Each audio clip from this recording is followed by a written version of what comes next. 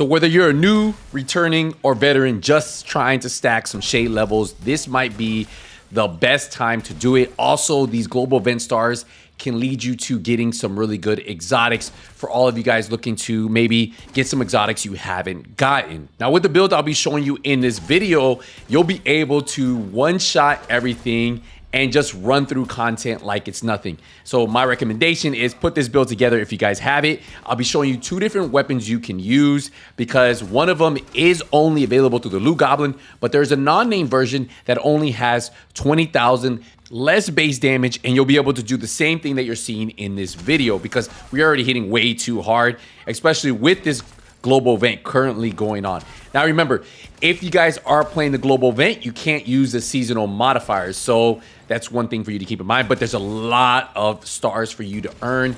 And this is probably one of my favorite events because of how the headshot multiplier works. And that's why you're seeing some insane numbers. Now, all you have to do is go to Burden of Truth on the right, then click over to the Events Timeline tab. And then all you need to do is click on the global event itself. You can toggle the event details. Once you open it up, you'll see that you have stars at the bottom or you might not have any. You have the deactivate, activate. You want to activate that. And then you'll have your daily challenges that you can complete. You can wait. Sometimes I even wait until day 4 to do all of them. But typically I just go out there leveling up because as you level up, you also gain some stars.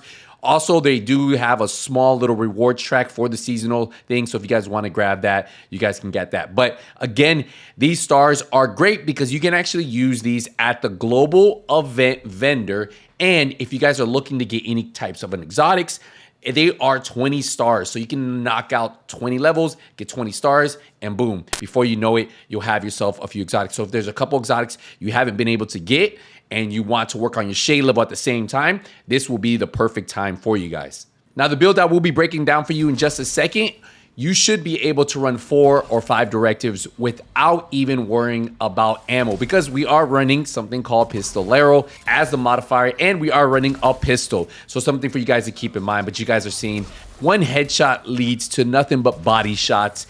And that is how this build is so powerful. Look at those damage numbers. I think I was seeing 52 million, 70 million, some pretty insane numbers. And with those types of numbers, you will be able to drop almost any NPC in the game.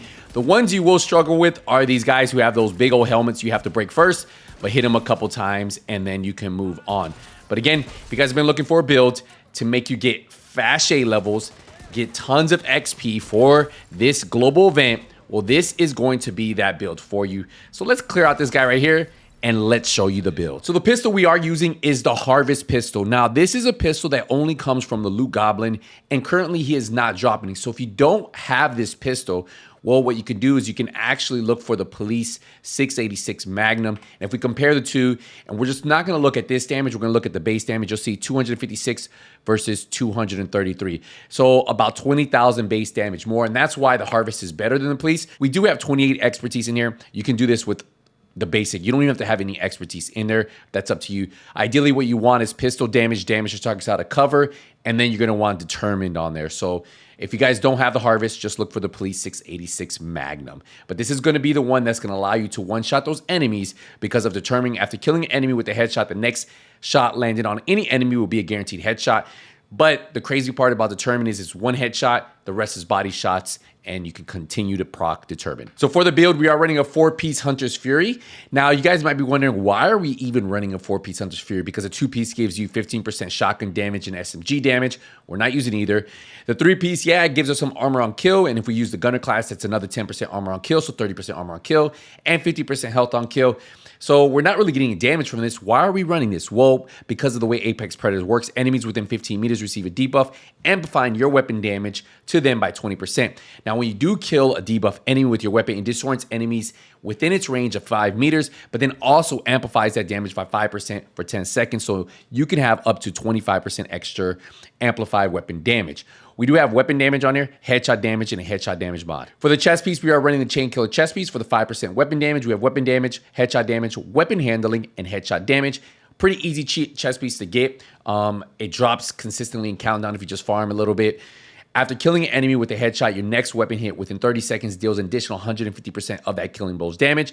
Now, damage is capped to 800%, but since we are going to have more than 150% headshot damage on this build, we're going to go up to 1,250%. For our second piece of Hunter's Fury, we're going to have the holster for weapon damage, headshot damage. Our third piece of Hunter's Fury is going to be the knee pads, weapon damage, headshot damage. And then our fourth and final piece of Hunter's Fury is going to be the gloves, weapon damage, headshot damage. Now, I am running the Memento backpack. You don't need any more damage in the build I have. So having the extra survivability from the Memento is great. If you guys do not have this bag, you guys can put something on that has maybe Unstoppable Force, Vigilance, really up to you. You can put a Douglas or Hardy for the 20% pistol damage, put Vigilance on here. You can run something like this if you don't want to run the Memento, but since we have so much damage, we don't really need it. Weapon damage, armor, headshot damage, and then kill confirmed. I've explained this multiple times in my builds.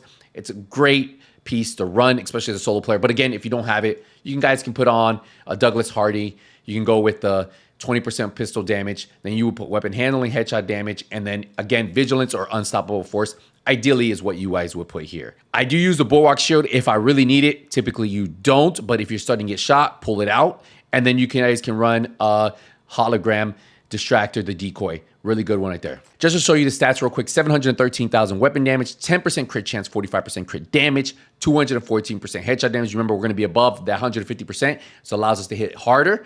And then reload speed 1.8%. You go to the defensive tab, 953,000 armor, 285,000 armor on kill. We have no armor regen because we're at 0 stack right now. But again, this is why this build is really good. So if you've been looking for a build to let you get through that global event very fast, get lots of shade levels, get lots of stars, complete the activities, this right here is going to be that build. 5 directives will let you clear these control poses like this. Now, I will tell you a little warning if you guys are trying to do any type of those public executions, this green gas will end up killing your hostages. So just something for you guys to keep in mind, that when you do those public executions, be very careful, because the worst thing you don't want happening is you end up killing your hostages, right? So my recommendation, it's a waste of time. Ignore those. You can do the propaganda broadcast, territory control. Any of those activities will work. But if you go against my word and you try these public executions, just take a look at what happens here, where, yeah, you can kill the enemies quick, but that green gas, once it explodes, it's going to kill your enemies. You just look at the hostages' health. They're dying, they're dying, they're dying, and they're dead. So yeah, ignore these, do the rest, have fun, guys. This is actually a pretty fun event, one of my favorite to do, and I think a lot of you guys are going to enjoy this. Try the build out, let me know how you like it. I'll see you in the next one. Nothing But Skills is out.